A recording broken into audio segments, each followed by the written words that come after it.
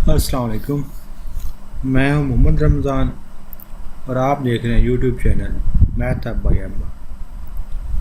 आप लोगों के सामने MT8301 की 7 नंबर 1 है, सेक्शन 4 जनाब बशर हुसैन साहब। जिन लोगों को ये पेड असाइनमेंट चाहिए हो, वीडियो में मेरा नंबर होगा, आप उस पर रब्ता कर सकते हैं। किसी भी मैथ के सब्जेक्ट का क्विज़ और असाइनमेंट के लिए आप मुझसे कंडक्ट कर सकते हैं और ऑनलाइन क्लासेस के लिए भी आप मुझसे रब्ता कर सकते हैं। स्टार्ट करते हैं। आपके पास क्वेश्चन नंबर 1 है।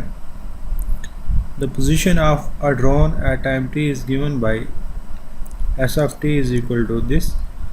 ये आपके पास डिस्टेंस है in form of T, function of T है। Determine the instantaneous velocity and acceleration of the drone at T is equal to 5, कि जब आपके पास टाइम 5 सेकंड हो जाएगा तो उस पर वेलोसिटी क्या होगी और एक्सेलरेशन क्या होगी, हमें ये फाइंड करना है।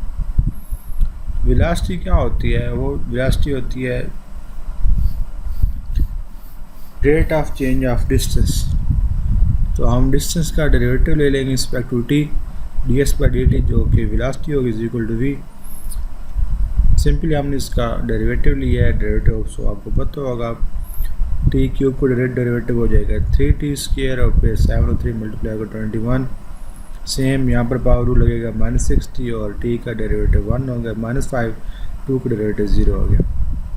अब हमने क्योंकि टी इज इक्वल 5 पर फाइंड करना था तो at T is equal 5 velocity की value T is equal to 5 पर आपके पास 490 आ गया।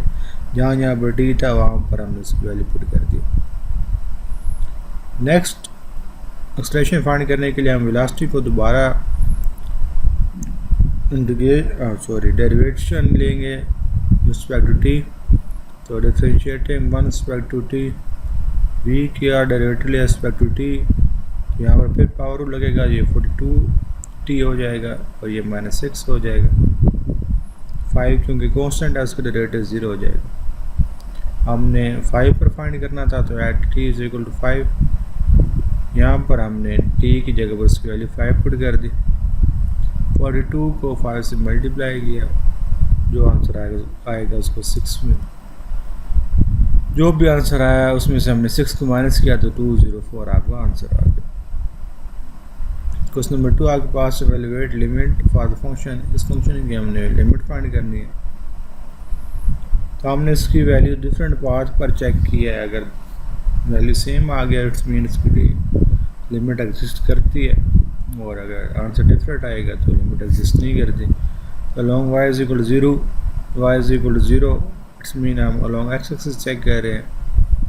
तो आप y को 0 पुट करेंगे तो आपका कंप्लीट आंसर क्या आ जाएगा? 0 आ जाएगा। Along x is equal to 0, it's mean हम अलॉन्ग y एक्सिस चेक कर रहे हैं। आप x को भी 0 यहाँ पर पुट करें तो आपका आंसर 0 आ जाएगा। और part 3 along y is equal to kx, y की जगह पर वैल्यू हमने kx पुट की है, जहाँ जहाँ पर y था वहाँ पर हमने kx पुट कर दिए हैं। तो सिम्प्लीफाई करने के बाद ये एक्स स्क्वायर और x मल्टीप्लाई कर एक्स क्यूब हो जाएंगे। यहाँ पर एक्स स्क्वायर बनना था, एक्स स्क्वायर कॉमन लिया, यहाँ पर 1 + k स्क्वायर हो गया।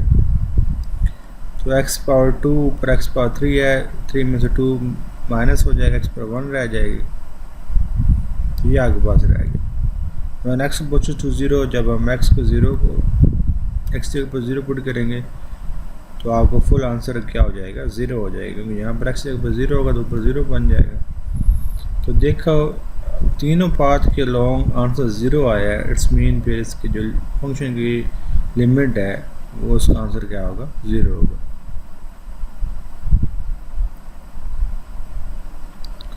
क्वेश्चन नंबर 3 आपके पास है the temperature T at a point x by on a flat metal sheet is given by this. Compute partial T or partial x, partial T or partial y at the point 1, 2. Temperature in form of x y given है, हमने उसका derivative respect to x respect to y find करना है। तो जब हम respect to x derivative लेंगे तो वाई एज कॉन्स्टेंट डील होगा, और जब रिस्पेक्ट टू वाई लेंगे तो एक्स कॉन्स्टेंट डील होगा। तो रिस्पेक्ट टू एक्स जब हमने डेरिवेटिव लिया तो ये एक्स स्क्वायर का डेरिवेटिव 2x हो गया, तो ये 2 और 4 मल्टीप्लाई का 8x हो गया, वाई एज इट साथ आ गया। और वाई के उनके रिस्पेक्ट टू एक्स कॉन्स्टेंट था, इसका डेरिवेटिव भी 0 हो गया, 2 का डेरिवेटिव भी 0 हो गया। और जब रिस्पेक्ट टू वाई लेंगे तो वाई का 4x का तो कौन सा डील होना है, वाई का डेरिवेटिव 1 हो गया और माइनस वाई क्यूब का रिस्पेक्ट टू वाई 3y स्क्वायर हो गया और 2 कॉन्स्टेंट है, इसका डेरिवेटिव 0 हो गया।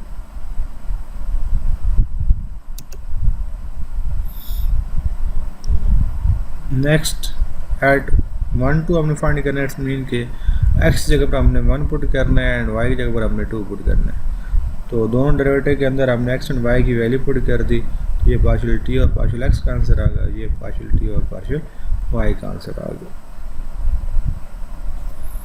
तो ये थी आपके पास असाइनमेंट नंबर 1 MTA 301 की और सेक्शन 4 थे मुबशिर हुसैन साहब। फिर भी अगर कोई क्वेश्चन हो तो आप कमेंट सेक्शन में पूछ सकते हैं या फिर आप व्हाट्सएप पर आप कर सकते हैं।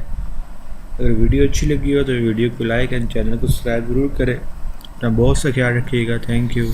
अल्लाह हाफिज़।